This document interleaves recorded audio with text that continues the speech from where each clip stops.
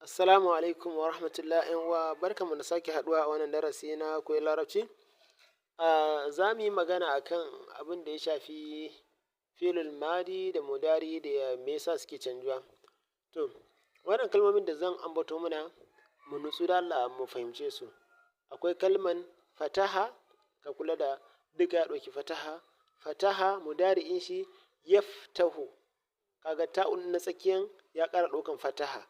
Fataha yaftahu, sannan ha'un ɗin ƙarshe kuma ya ɗauki damma. To haka yake a ƙa'idar larabci.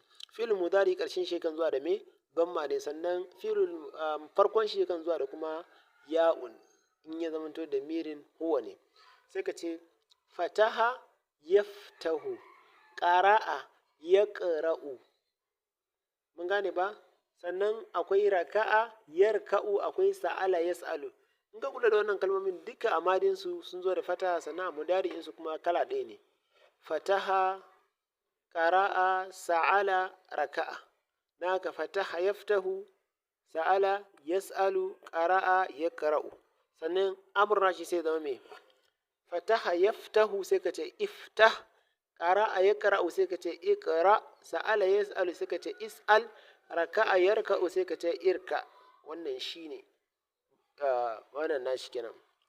Yanzu raka'a yarka'u sai ka ce wa mutum irka anta, ta mace kuma irka'i.